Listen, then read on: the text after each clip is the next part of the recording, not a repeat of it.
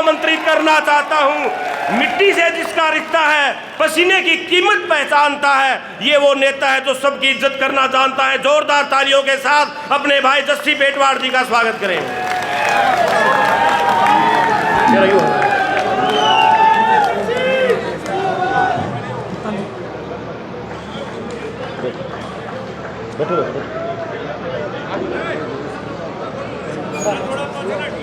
नालनुंद की इस महान भूमि पर आज आपसे आशीर्वाद लेने आए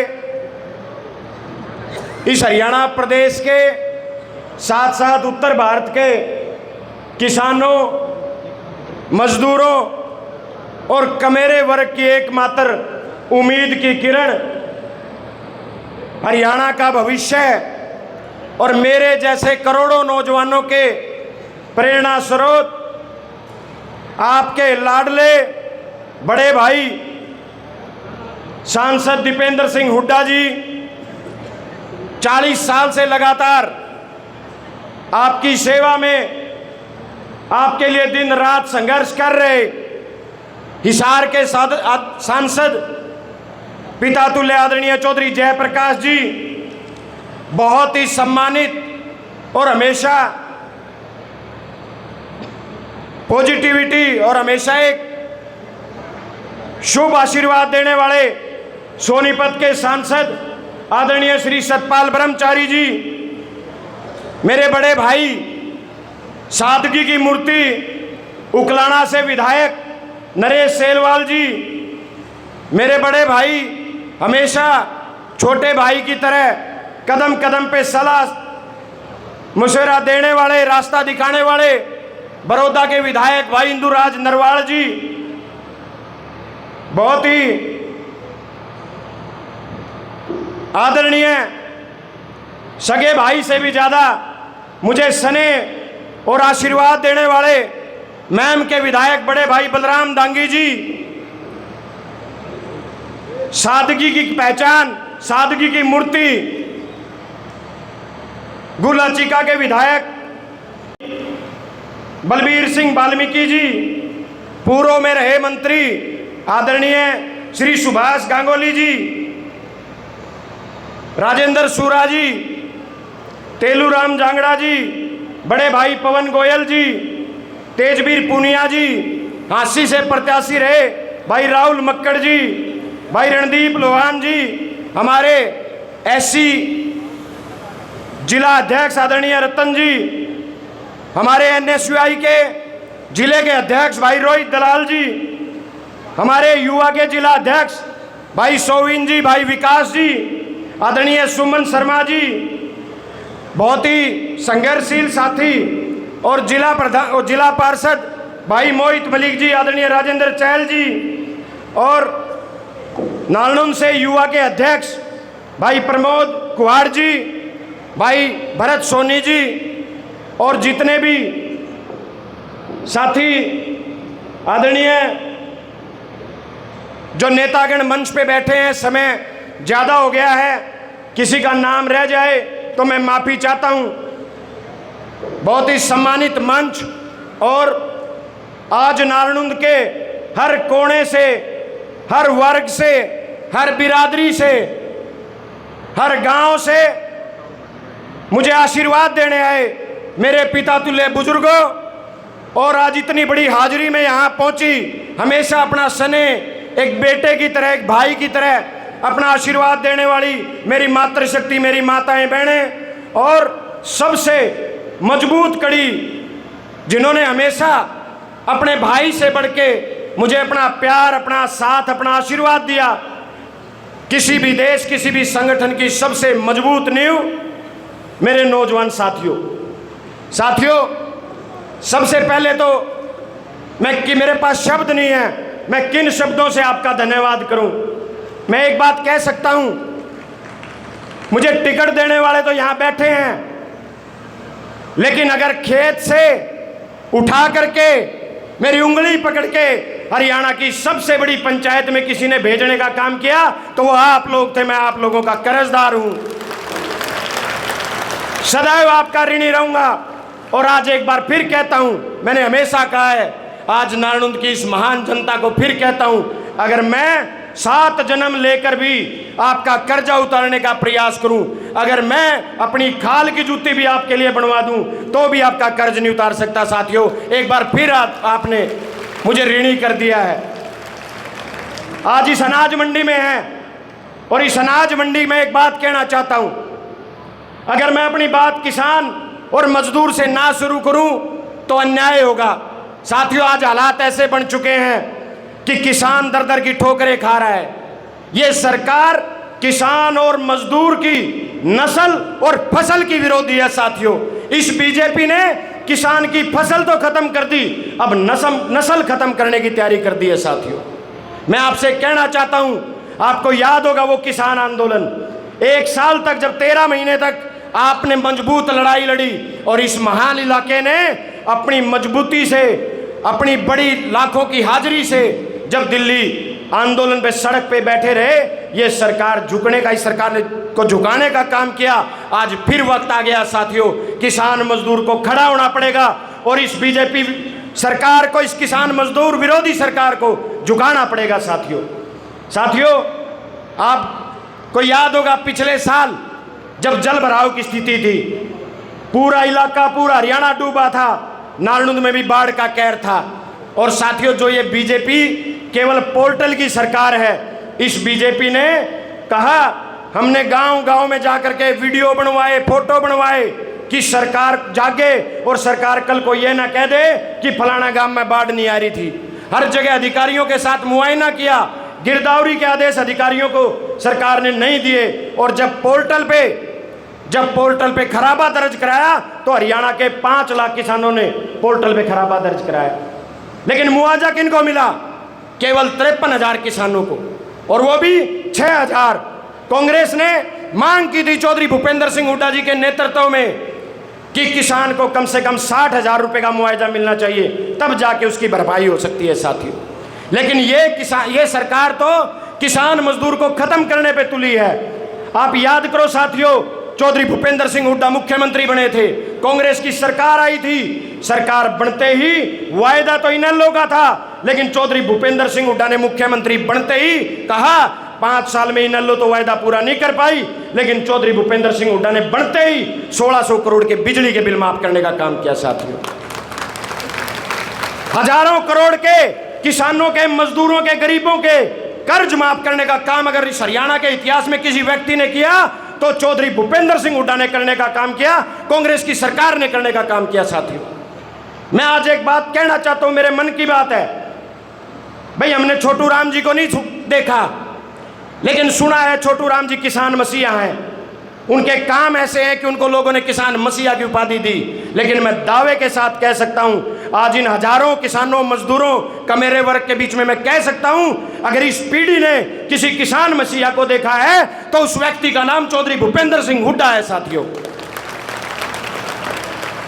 आज इसी मंडी में 3 महीने पहले हमारे किसानों के धान रुलते फिरे थे, कोई दाना नहीं खरीदा था। और सरकार की नीयत देखो, सरकार की नीयत क्या है? मेरी फसल मेरा ब्यौरा पे बिला दर्ज कराओ, गेट पास लेके आओ। अरे किसान ने जब फसल उगा ली, अपने बड़का तभी ज्यादा कीमती खुले आसमान के नीचे जब वो फसल उगा रहा है, तो किस बात की मेरी फसल मेरा ब्यौरा है? उसकी फसल खरीदने का काम सरकार को करना चाहिए। लेकिन साथियों, दुर्भाग्य इस प्रदेश का, एक ऐसे मुख्यमंत्री 11 साल से हैं जिन्होंने किसान को सदैव अपमानित करने का काम किया। खड़े होके कहते हैं, हंसते हंसते कहते हैं, हमने बोला 24 फसलों पे एमएसपी दे दिया। चौधरी भूपेंद्र सिंह हुड्डा ने विधानसभा में पूछा था मुख्यमंत्री से कि आपने कितना एमएसपी दिया, ये तो सबको पता है। मैं एक वायदा करता हूं, हरियाणा में होने वाली बोला 24 फसलों के नाम बता दो, मुख्यमंत्री की बोलती बंद होगी।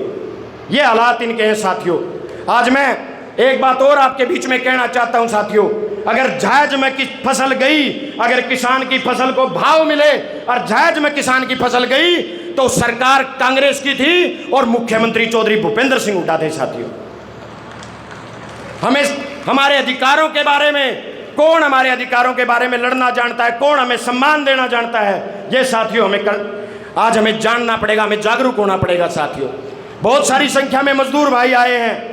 मैं आज आपसे एक बात कहना चाहता हूं, जिस तरीके से अमेरिका और भारत के बीच ट्रेड डील शुरू करके किसानों के लिए डेथ वारंट जारी कर दिया नरेंद्र मोदी ने, उसी तरीके से मनरेगा को बंद करके डेथ वारंट मजदूरों के लिए नरेंद्र मोदी ने जारी कर दिया है साथियों। जो कांग्रेस मनरेगा लेके आई, 100 दिन की गारंटी लेके आई, उस काम की गारंटी को नरेंद्र मोदी की सरकार ने खत्म कर दिया साथियों। अब आपको कोई काम की गारंटी नहीं मिलेगी। और हैरानी की बात यह है, 2024-25 में 8 लाख मजदूरों ने रजिस्ट्रेशन करवाया था साथियों, 8 लाख मजदूरों ने। लेकिन इस बीजेपी की सरकार ने केवल 2100 मजदूरों को काम दिया साथियों। यह दुर्भाग्य है, जहां एक मजदूर को रोटी का अधिकार कांग्रेस ने दिया, काम का अधिकार कांग्रेस ने दिया, आज नरेंद्र मोदी की सरकार ने उसे खत्म करने का काम किया साथियों।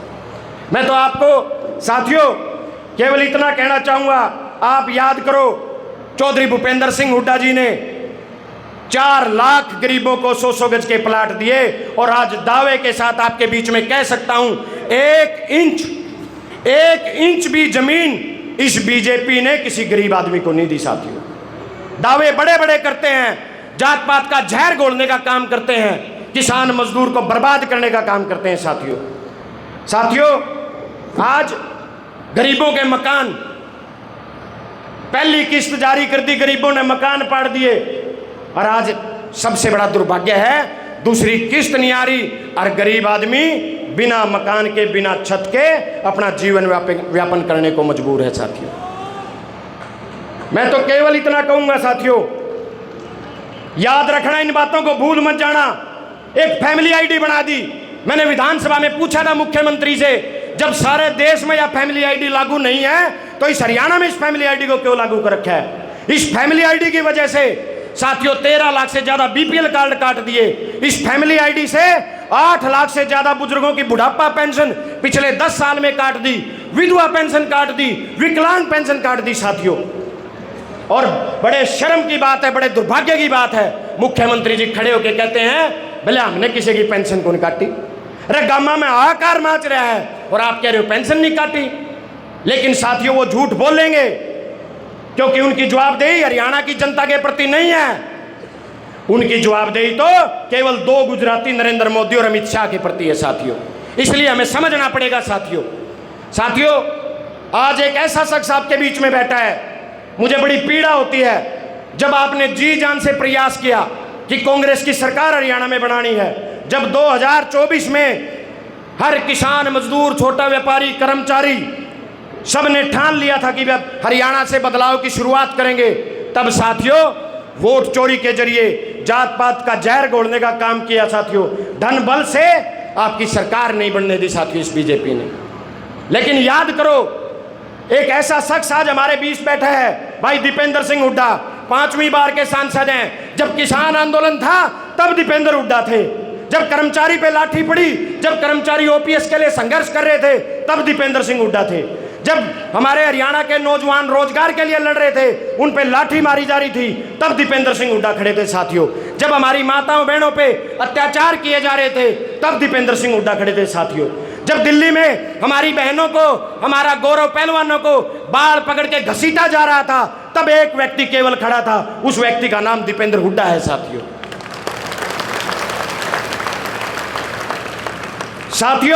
अपने पराये की पहचान करनी पड़ेगी। जब सरकार नहीं बनी, जिस व्यक्ति ने 10 साल सबसे ज्यादा संघर्ष आपके लिए करने का काम किया, जिस चौधरी भूपेंद्र सिंह हुड्डा ने, भाई दीपेंद्र सिंह हुड्डा ने आपके लिए सब कुछ न्यौछावर कर दिया।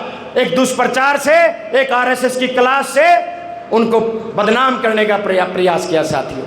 लेकिन सच्चाई ज्यादा देर तक छुप नहीं सकती साथियों। आज अगर बीजेपी भूपेंद्र सिंह हुड्डा और भाई दीपेंद्र सिंह हुड्डा को निशाने पे रखती है तो उसका केवल एक कारण है, बीजेपी जानती है कि अगर हरियाणा में तुम्हें कोई बाहर करेगा, अगर कोई नेता ऐसा है जिस पे लोग भरोसा करते हैं, तो उस नेता का नाम चौधरी भूपेंद्र सिंह हुड्डा है, भाई दीपेंद्र सिंह हुड्डा है साथियों। इसलिए बीजेपी सबसे ज्यादा चौधरी भूपेंद्र सिंह हुड्डा को बदनाम करने का काम करती है। और बीजेपी के भाई 2-3 और हंड हैं।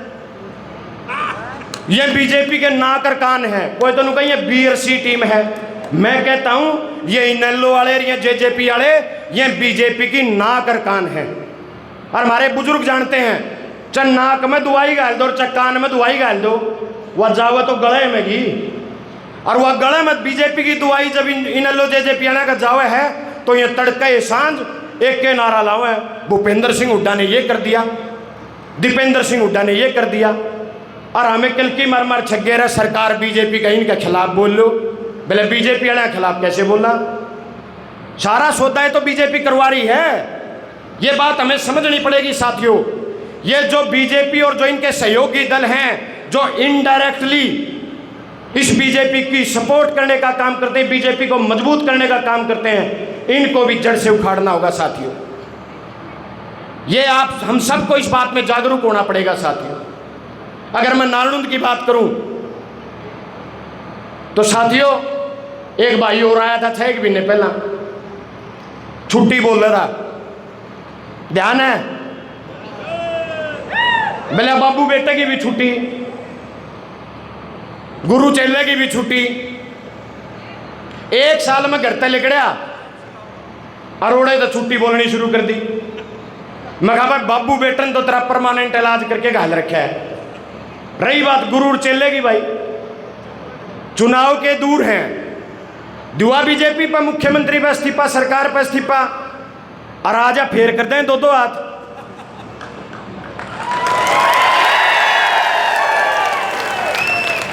हैरानी की बात है, इस व्यक्ति की सोच देखो, हमेशा किसान और मजदूर और गरीब से इसको नफरत रही है। 2009 में भी आ रहा था भाई, छुट्टी तो को नहीं बोली। 2019 में भी आ रहा था, ओड़े भी छुट्टी को नहीं बोली। 6 में तो 5 इलेक्शन हार लिया, ओड़े भी छुट्टी को नहीं बोली। फिर 2024 में ऐसा क्या हो गया कि भाई 1.5 साल भर पाछे एक के दिन आया रांधे छुट्टी बोल दी।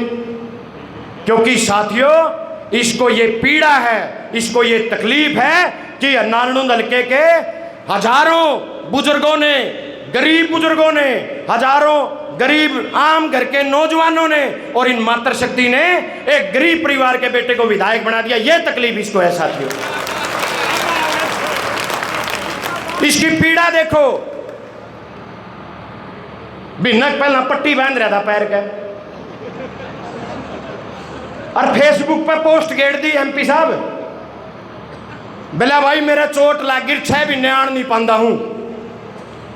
और भाई कोई व्यक्ति मेरे से मिलने मत आना, डॉक्टर ने मना किया है। अगर मैं मिलने आया, कोई मिलने आया तो मेरे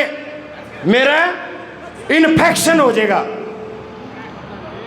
भाई तड़का सांझ फोटो गेड़ा है, आज मुख्यमंत्री जी मेरे से मिलने आए, आज मंत्री जी मेरे से मिलने आए, आज फलाना बिजनेसमैन मेरे से मिलने आया।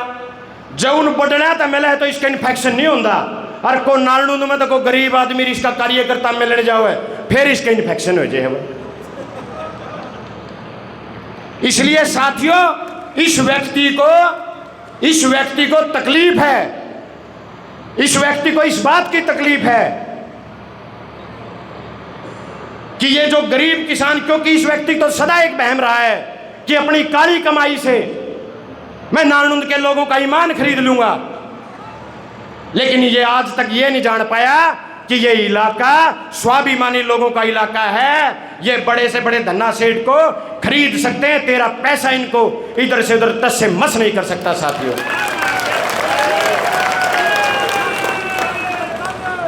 हैरानी की बात है, मेरी छुट्टी बोल रहे है, मेरा तो कि मैं भी को नहीं भाई, जो कुछ देवड़ा तारा देवड़ा है। मेरा तो बही खाता भी तामे हो, हिसाब किताब भी तामे हो, तामे आशीर्वाद की ताकत दे दो तो तड़का न लिकड़ लिया। नहीं मारी तो इतनी हिम्मत भी को नहीं भाई। और छुट्टी मेरी के बोल रहे है, छुट्टी तो तारी बोल रहे है। इसलिए तैयार रही हो, फिर तेसर करना अग्नि करना है। उती बताओ अब ये इन तय मिलन तय इन्फेक्शन नहीं होया करता, इनको मिलने से आशीर्वाद मिलता है जो तू कभी नहीं कर सकता। तो साथियों मैं तो केवल इतना आपके बीच में कहना चाहता था कि आज हम सब ने अपने पराये की पहचान करनी पड़ेगी साथियों। भाइयों डीजे बंद कराइयो एक बार। आज एक केवल मैं एक छोटी सी बात आपके बीच में और साझा करना चाहता हूं साथियों, अपने पराये की पहचान आज बहुत जरूरत है हमें। 15 साल हो जाएंगे साथियों किसान मजदूर कमेरे वर्ग को बर्बाद होते हुए। साथियों एक बार देखियो इस देवेंद्र हंसकानी, क्या बीजेपी जैसी धनाढ्य पार्टी या कोई सामंत कोई धनवान पार्टी या कोई धनाढ्य सोच का व्यक्ति इस देवेंद्र हंसवर के भाई ने एमएलए बना सके? लेकिन यू बनाया इस भाई दीपेंद्र सिंह हुड्डा। नरेश सेलवाल का नहीं देखियो भाई कौन नरेश भाई ने एमएलए बना दे रहा दूसरी पार्टी रहे, लेकिन यू विधानसभा में बड़ा भाई मारा पहुंचा। अरे यू बालू का नहीं लगाइयो भाई खड़ा गया।